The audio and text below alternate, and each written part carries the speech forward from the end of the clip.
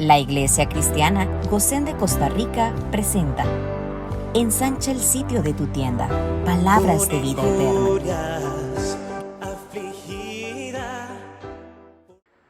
Mi hermano y mi hermana, qué privilegio nos da el Señor una vez más de acercarnos, de poder escuchar atentamente su voz.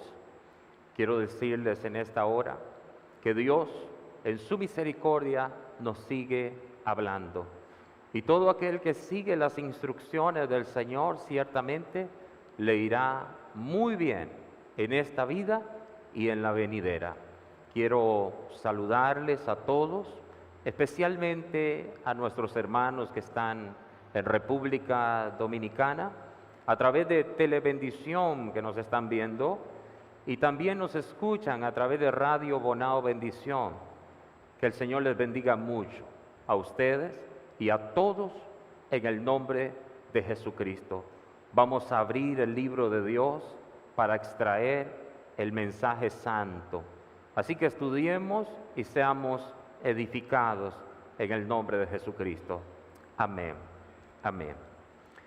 Dice la Escritura en Éxodo capítulo 25, versículo 8. Y harán un santuario para mí, y habitaré en medio de ellos. Quiero también pedirles que busquen por favor en el libro de San Juan, en el capítulo 1 y en el verso 14. Este pasaje nos va a ayudar para entender lo que queremos continuar enseñando. Entonces dice San Juan, capítulo 1, en el versículo 14 dice: y aquel verbo fue hecho carne y habitó entre nosotros, y vimos su gloria, gloria como del unigénito del Padre, lleno de gracia y de verdad. Amados, quiero leer ese pasaje en una versión de la Biblia que yo la uso para estudio, que es la Biblia textual. Es muy importante. Y escuchen cómo dice. San Juan 1:14 dice así: y el Logos se hizo carne y tabernaculizó entre nosotros, y contemplamos su gloria, gloria como del unigénito del Padre, lleno de gracia y de verdad. Muy bien, que el Señor nos bendiga a través de su santa palabra.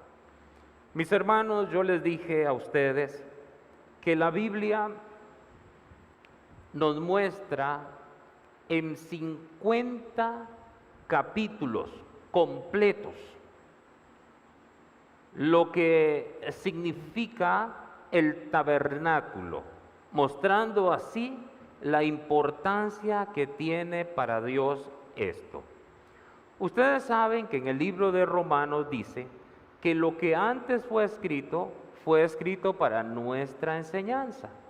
De manera que nosotros tenemos que apreciar todo lo que está escrito en la palabra del Señor.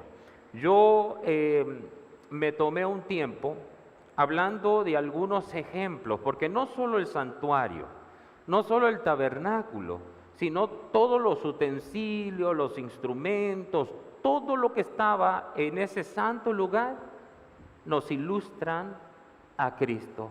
Y entonces, recuerdan ustedes que hablamos del arca del pacto, también conocida como el arca del testimonio. Hablamos también del propiciatorio, hablamos de la mesa para el pan de la proposición, hablamos del candelero de oro, ¿verdad? Todas estas cositas las fuimos viendo y explicando un poquito acerca de cómo ilustran a Cristo. Entonces, básicamente el tabernáculo nos habla de Cristo, el verbo que fue hecho carne. Y si pudiéramos traducirlo más literalmente sería tabernaculó entre nosotros. hablando de Cristo, como hemos leído. Entonces, en lugar de proveer un plan de salvación, el tabernáculo ofrecía la manera por la cual el pueblo podía ser purificado de la profanación exterior ritual para de este modo poder acercarse a Dios en adoración. Así que entonces vean qué importante. Ahora bien, el tabernáculo y los servicios relacionados con él eran figuras de cosas celestiales. Otra vez voy a decirlo, el tabernáculo y los servicios relacionados con él eran figuras de cosas celestiales. Hay algunos pasajes que si ustedes quieren pueden anotar, por ejemplo, Hebreos 8:5 y también Hebreos 23:24. Yo pienso incluso que podemos tomar un minuto y lo leemos. Yo voy a pedir que nos los puedan proyectar. Hebreos 8:5 primero, por favor. Vamos a buscarlos.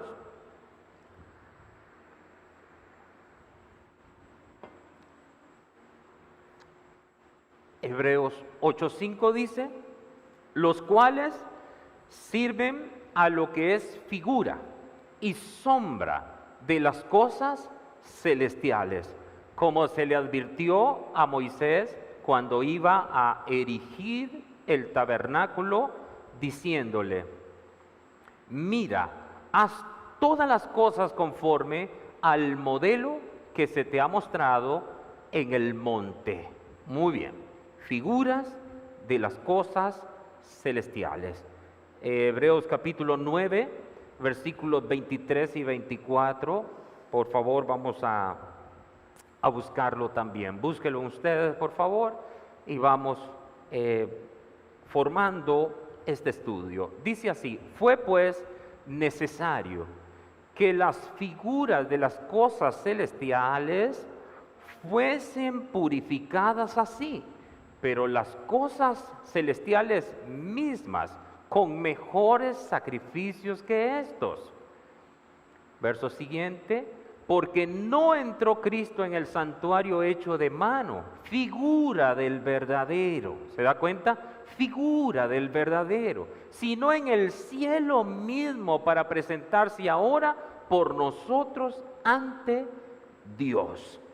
Ahora, es importante entender que esto no quiere decir que tiene que haber una estructura o arquitectura igual en el cielo, sino que el tabernáculo ilustra realidades espirituales del cielo. ¿Qué yo dije? El tabernáculo ilustra realidades espirituales del cielo. Por ejemplo, le voy a mencionar algunas cosas. El santuario terrenal nos ilustra el santuario celestial. Muy bien. Den en mente eso. El santuario terrenal ilustra el santuario celestial. El lugar santísimo ilustra el lugar santísimo, es decir, la presencia de Dios. Y eso está escrito en la palabra, que podemos entrar hasta el trono de la gracia, pero también dice al lugar santísimo.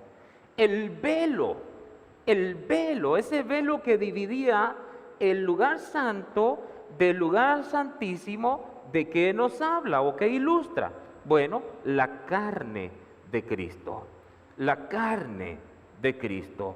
El velo del templo se rasgó y la Biblia dice que Jesús nos abrió un camino nuevo y vivo a través del velo, es decir, de su cuerpo, de su cuerpo. Entonces, la sangre de animales, ¿qué nos ilustra? La sangre de Cristo. Sigan conmigo. El altar que nos ilustra, Cristo nuestro altar. El sumo sacerdote, ¿de qué nos habla? De nuestro gran sumo sacerdote que es Cristo. Y está escrito que nosotros tenemos un sumo sacerdote que entiende muy bien nuestras situaciones porque Él las padeció también. Y por eso Él se compadece de su pueblo. Amén. Así que entonces, el sumo sacerdote, nuestro gran sacerdote. Los sacrificios, Cristo, nuestro sacrificio. El arca, ¿de qué nos habla? Del trono de la gracia. Vean ustedes qué hermoso. El altar del incienso nos habla del altar del incienso en el cielo. Y así cada una de estas cosas eran sombras de realidades espirituales, de realidades celestiales. Amén. Muy bien. Cuando nosotros pensamos en las cortinas de lino que forman el atrio exterior, yo los mandé a ustedes a leer Éxodo 25, capítulo 26. Entonces es muy fácil para usted entender algunas cosas que yo digo si usted hizo su trabajo. Si usted no hizo su trabajo, pues va a ser difícil que entienda. Pero yo hice el mío. Y ya, pues, bueno, quiera Dios que ustedes también. Entonces las cortinas de lino que forman el atrio exterior, esas cortinas estaban hechas de lino blanco de obra primorosa. Ahora, ¿eso qué simboliza? La justicia perfecta de Dios. Ese es el lino fino, la justicia perfecta de Dios. Mis hermanos, nosotros podemos ir viendo detalles y todo el santuario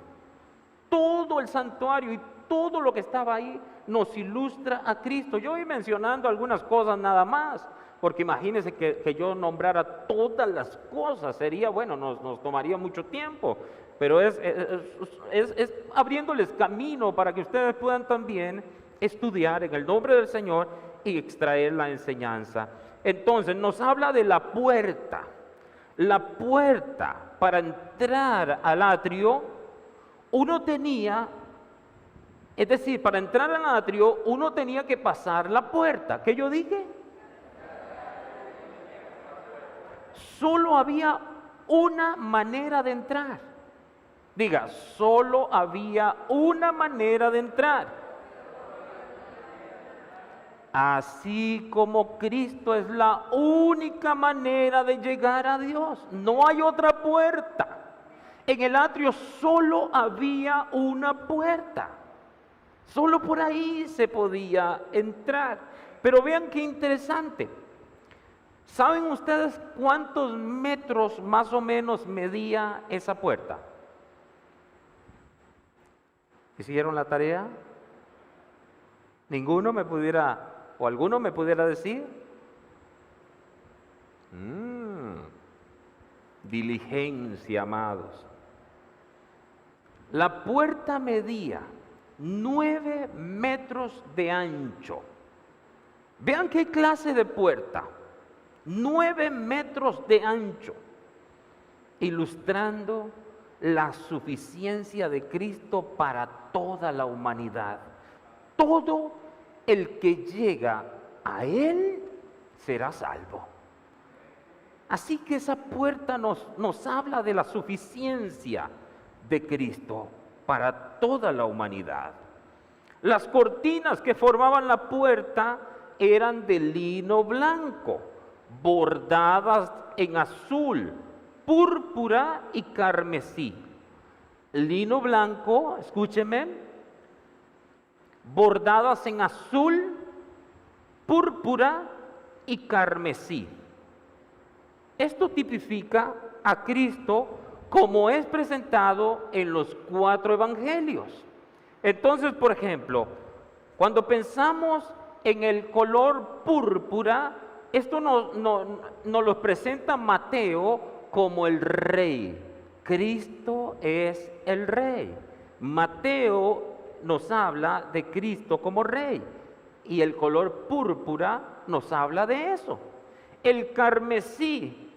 Entonces el carmesí nos habla del libro de Marcos, que menciona a Jesús como un humilde siervo sufriendo por el pecado, comparado también al carmesí en Isaías 1:18. El color blanco, entonces nos habla del libro de Lucas, porque presenta a Jesús como el hombre perfecto. El blanco nos habla de perfección. Y el color azul, que nos habla Juan acerca de Jesús, que Él es el celestial. ¿Se da cuenta? Todas esas cositas, qué importantes que son.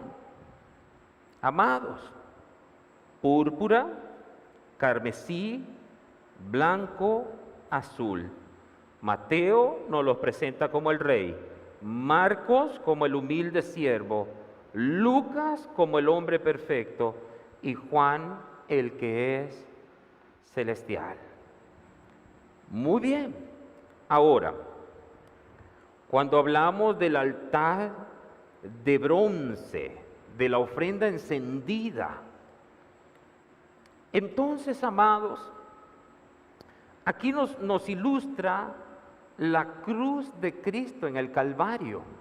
La cruz de Cristo en el Calvario. El primer objeto del atrio era el altar.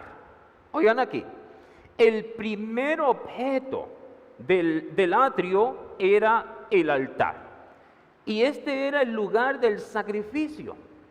Es decir, el altar del sacrificio estaba en el atrio. Era el lugar de los sacrificios. Y esto nos habla de la cruz de Cristo en el Calvario. Es aquí donde el pecador, escúcheme, tiene que comenzar a acercarse a Dios. No se podía de ninguna manera llegar al Santísimo, ni tampoco al Santo. El pecador podía llegar solamente al atrio, solo a los atrios. Y ahí estaba el altar del sacrificio. Porque el pecador tenía que traer un animalito para ser sacrificado. No podía llegar con las manos vacías. No podía llegar con las manos vacías, sino que tenía que llegar, óigame bien, con un animalito para ser sacrificado. El altar del sacrificio es el lugar que estaba lleno de sangre, alaridos. Entiendan, amados, por eso yo he dicho, y es que es tan extraordinario, yo estoy tremendamente emocionado cuando pienso en estas cosas, porque el santuario, el tabernáculo, nos habla de tantas cosas. Nos habla, por ejemplo, ¿qué es lo primero que le acontece a un cristiano? ¿La qué? Vamos, yo lo expliqué cuando les hablé del atrio, del lugar santo y del lugar santísimo. ¿Qué es lo primero? La Santo Dios. Yo por ratos creo que yo pierdo mi tiempo. La justificación. Eso es el atrio. La justificación. El santo, ¿qué es? La santificación. Y después, el santísimo, la glorificación. Amados. Muy bien. Nos ilustra de muchas cosas. Entonces, amados, el pecador llegaba al atrio. Ese era el lugar donde podía entrar. No solo tenía que llevar un animalito para el sacrificio. De antemano que eso también nos habla, y yo lo he dicho también, de que la oración, nuestra oración debe ser la oración del santuario, del tabernáculo. Toda oración debe comenzar con Cristo, con esa sangre que nos lavó, con esa sangre que nos limpió, con esa sangre que nos purificó. ¿Me escucha? Y después pasamos al santo. Ahora sí vamos bañados de sangre, la sangre del Cordero. Y después al Santísimo. Como ustedes saben, el pecador llegaba hasta el atrio. De ahí no pasaba. Esto era lo más cerca que el pecador podía estar de Dios. Y siguiendo las instrucciones. Nadie podía entrar ahí de una manera antojadiza. Tenía que seguir instrucciones, ir conforme a lo que Dios estableció. Y entonces, en el lugar santo solo entraban los sacerdotes. Pero en el lugar santísimo solo entraba el sumo sacerdote una vez al año, en el Yom Kippur, en el día de la expiación. Y él tenía que llevar sangre por los pecados de sí mismo y por los pecados de todo el pueblo. Eso fue, y hay que entenderlo. Por eso es tan importante entender el Antiguo Testamento. Eso fue un medio de gracia, el santuario, el tabernáculo y más tarde el templo de Salomón y el segundo templo. Todo eso fue medio de gracia de Dios. ¿Para qué? Esperando el cumplimiento del tiempo. ¿Por qué? Porque el templo llegaría un día. Estoy ahora aplicando. ¿Quién sería el templo? ¿Quién sería el santuario? Cristo. Todo eso apuntaba a Cristo. ¿Se da cuenta, mi querido hermano? Qué hermoso. Entonces, el primer objeto del atrio era el altar. Este era el lugar del sacrificio. Y como ya dije, nos habla de la cruz de Cristo en el Calvario. Escúcheme con cuidado. Es aquí donde el pecador tiene que comenzar a acercarse a Dios. El altar estaba hecho de bronce y de madera de acacia, la madera incorruptible del desierto. Ahora, el bronce nos habla de juicio y la madera ilustra la humanidad incorruptible, sin pecado de Cristo. Al que no conoció pecado, se le cargó el juicio de Dios por nuestros pecados. Ahora escúcheme. Esto probablemente es desconocido para nosotros, pero es muy importante entender esto. El altar estaba hueco. Estoy hablando del altar del sacrificio. El altar estaba hueco, con una rejilla a media altura. Lástima que no traje una foto para ilustrar. Sobre la cual se ponía al animal. El altar del sacrificio, ahí se colocaba el animal. Habían 4 cuernos recubiertos de bronce, uno en cada esquina. De eso es que se habla cuando decimos, me tomo a los cuernos del altar. Eso es muy interesante, ahí hay una tremenda enseñanza. Entonces, aparentemente, el sacrificio se ataba a estos cuernos. No fueron ni las cuerdas ni los clavos los que ataron al Señor a la cruz, sino su amor eterno por nosotros. Amén. Ahora escúcheme. Cuando un israelita traía una ofrenda encendida, él ponía su mano sobre la cabeza de la víctima. Él ponía su mano sobre la cabeza del animalito, identificándose con esa víctima, porque estaba muriendo el animalito en representación suya. ¿Usted entiende la ilustración? El animalito no tenía por qué. Era sacrificado el animalito y entonces la persona, el judío, tenía que poner su mano sobre la cabeza del animalito, identificándose con ella y diciendo así que el animal moriría en su lugar. Sería un sacrificio de sustitución, un sacrificio de sustitución. Eso es Jesús, el postrer Adán. Eso es Jesús, el segundo Adán, el que vino como sustituto del primer Adán. Eso es maravilloso. Entonces, amados, el animal era sacrificado y su sangre derramada, señalando la sangre de Cristo que sería derramada en el futuro, sin la cual no hay remisión de pecado. Esa sangre del animalito nos habla de la sangre de Cristo. El animalito mismo nos habla del sustituto inmaculado. Su nombre es Jesucristo. Y así, mis amados, podemos ir viendo detalles y detalles y vamos a descubrir en todo a Cristo. Todo ilustrando a Cristo. Ustedes, no sé si recuerdan la foto que yo les traje el domingo, donde vimos nosotros el santuario en el centro y alrededor todas las tienditas de los judíos. Entonces, cuando tú piensas en el santuario en el centro, en el tabernáculo, tú tienes que ver a Cristo en el centro. Ahí está, miren, a Cristo, a ver si podemos ponerlo para que la vean todos también, los que están en sus casas y ahora mismo nos están viendo. Vean ustedes, amados, el santuario en el centro. Ahí ustedes ven el atrio, ahí ustedes ven esa cortina que se ve púrpura, la puerta de la que yo estaba hablando ahora, muy bien. Ahí donde ustedes ven el altar del sacrificio, se ve pequeñito, ahí en el atrio.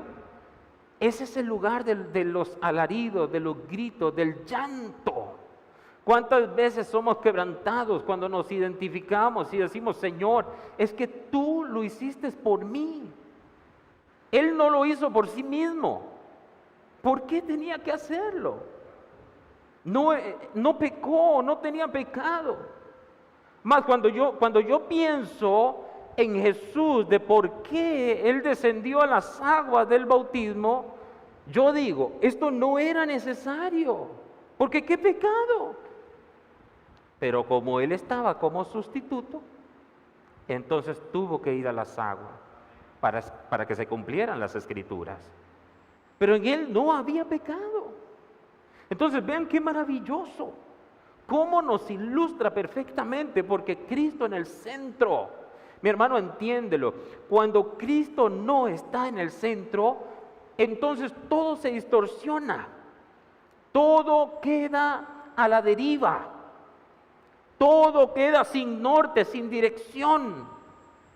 Nos perdemos cuando Él no está en el centro. ¿Por dónde comenzamos nosotros a ordenar las cosas? Es logrando que Cristo sea posicionado donde a Él le corresponde, en el centro, que Él sea el todo. Mire las peticiones, yo normalmente nunca pido nada para mí. Yo hace mucho tiempo dejé las cosas de niño. El niño pide, dame a mí, dame la paleta, dame el confite, es mío, dame para mí, solo para mí, mí. El maduro ya dice, tu reino, tu reino, tu reino. Aún me duela una muela, aún me duela un oído, no pido nada para mí. Solo pido beneficios para el reino de Dios. Y cuando me doy cuenta, Dios me resuelve lo de la muela, Dios me resuelve lo del oído, no, pero nosotros todo el tiempo estamos de niños, pide, y para mí.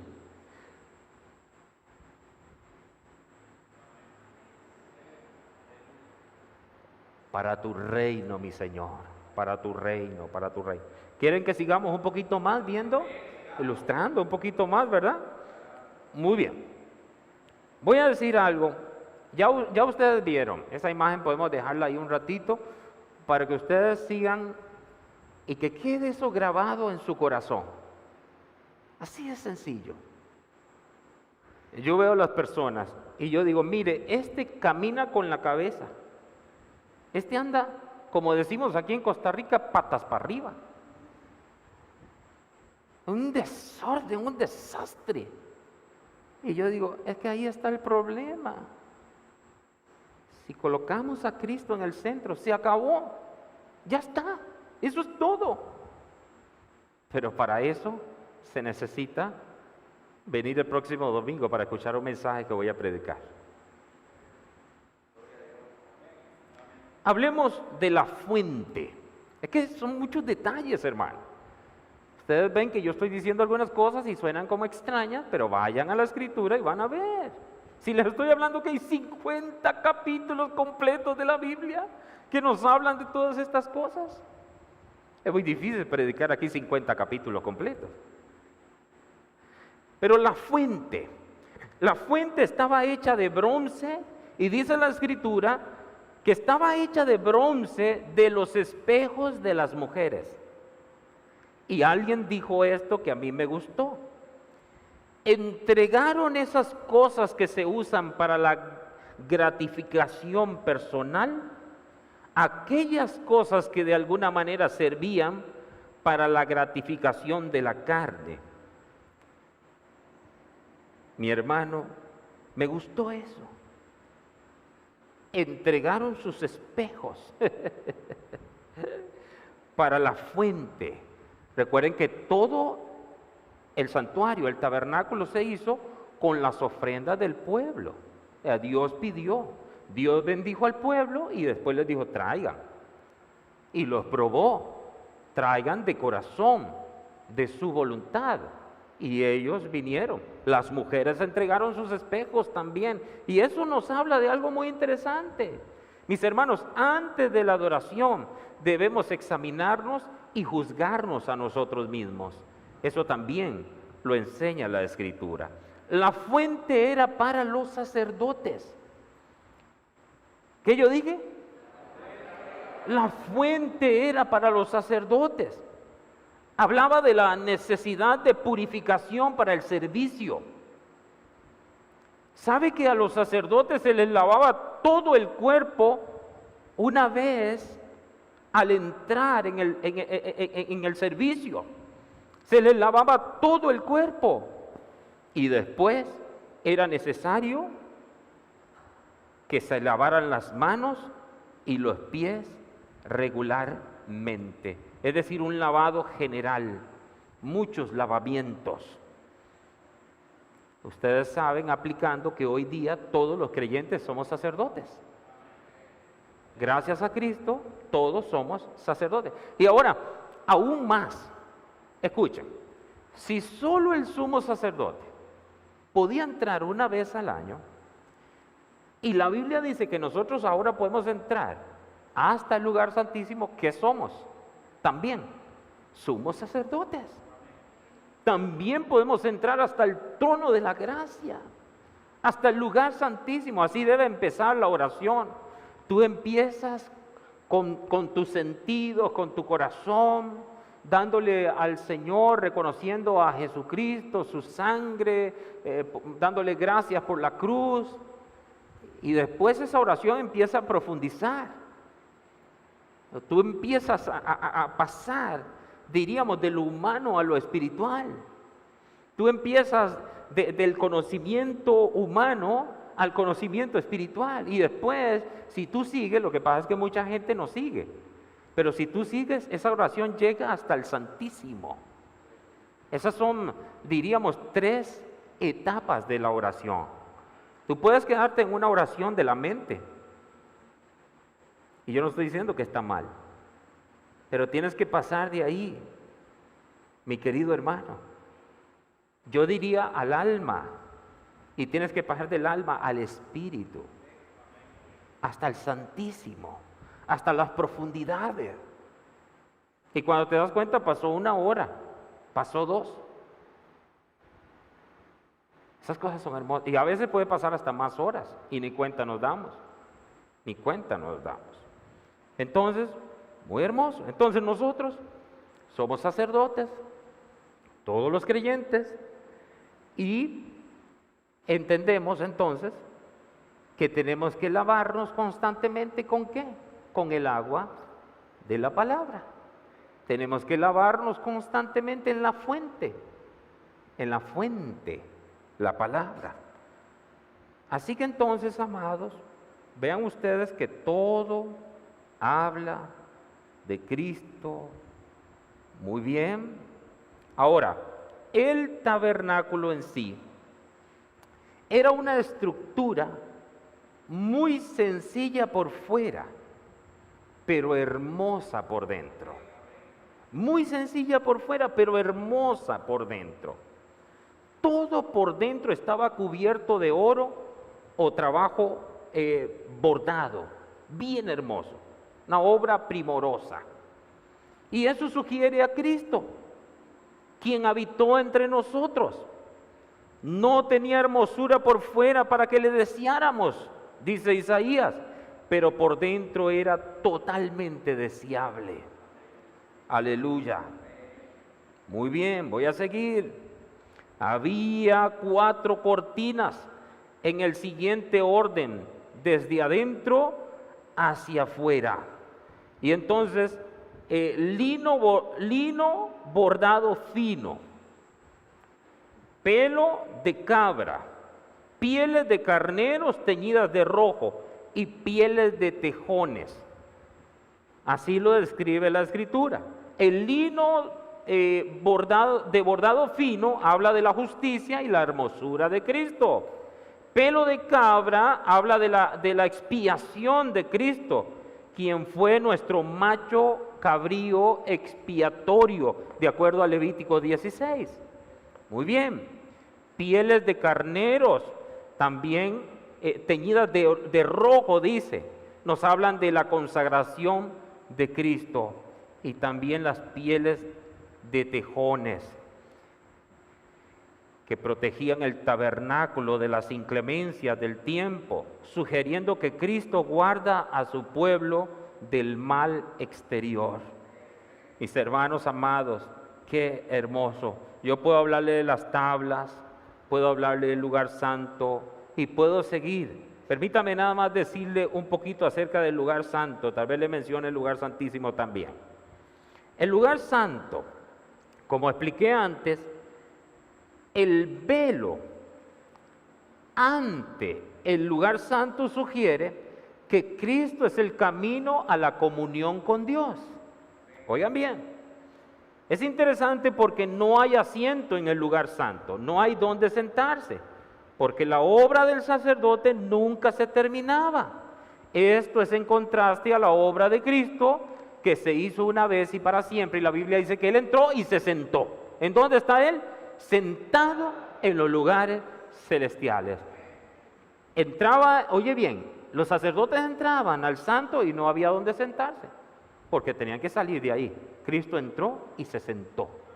Aleluya, diciendo, esta obra está completa, consumado es. Amén. Muy bien. El lugar santísimo. Entonces, el velo en la entrada del lugar santísimo representa la carne de Cristo, rasgado en la muerte en el Calvario. Aunque solo podía entrar al lugar santo, ya dije, los sacerdotes, y únicamente el sumo sacerdote podía entrar en el lugar santísimo solo un día del año, los creyentes ahora tenemos acceso a la presencia de Dios a cualquier hora, y oigan, a cualquier hora y sin cita previa. Simplemente la Biblia dice, clama a mí y yo te responderé. ¿En el nombre de quién vienes? En el nombre de Jesús, pasa, eres bienvenido. Aquí hay oportuno socorro para ti, ayuda, aquí está. Pero nosotros somos tan torpes que no entramos, y ahí está la ayuda, ahí están los beneficios, ahí está todo. ¿Alguno está falto de sabiduría? Pídala a Dios. ¿Se da cuenta? Ahí está todo. Todo está ahí. Muy bien. Y yo puedo seguir hablando de muchas cosas, pero me parece que he dicho lo suficiente para abrir el camino, para que tú entiendas. Y yo les dije a ustedes, en el Antiguo Testamento, libro por libro, tú encuentras a Jesús. Tú encuentras a Jesús. Cuando pensamos en el libro de Esther, uno dice, verdaderamente Jesús es mi Mardoqueo. Cuando pensamos en Ruth, ¿qué piensan? ¿Quién es Jesús? ¿Ah? Nuestro pariente redentor. Él es nuestro voz. ¿Se da cuenta? Y así podemos ir revisando uno por uno. Y hay gente que dice que el Antiguo Testamento ya no tiene sentido. ¡Qué ceguera! Tienen un velo. No. Génesis, Todos los libros, el Pentateuco, o sea, la ley, todo eso es oro. Es decir, más valioso que el oro. Así que ustedes ahora, cuando vayan a la Escritura, mientras van leyendo, ustedes van a ver a Cristo ahí, en el Antiguo Testamento y por supuesto en el Nuevo Testamento, porque Él es el cumplimiento, Él es el antitipo, Él es el cumplimiento de todas aquellas cosas. Todas esas cosas apuntaban a Cristo, porque Él es la única puerta, la única verdad, el único camino y la vida eterna. Alabado sea el Señor. Amén y amén. Mi hermano y mi hermana, Dios, a través de su palabra, Él nos está ilustrando a Cristo y nos está mostrando en todos los libros, nos está enseñando a buscar, a inquirir y encontrar a Cristo. ¿Por qué a Cristo? Porque Él es el único Señor, porque Él es el alfa y la omega, porque Él es el principio y el fin, porque Él es el todo, mi querido hermano. Que el Señor te bendiga y que el Señor te guarde hoy y siempre. Amén. Amén. Gracias por acompañarnos. Con el favor divino, nos veremos próximamente. Shalom. Perseguida, mas el reino de la muerte no la vencerá. A tu amada para siempre preservará.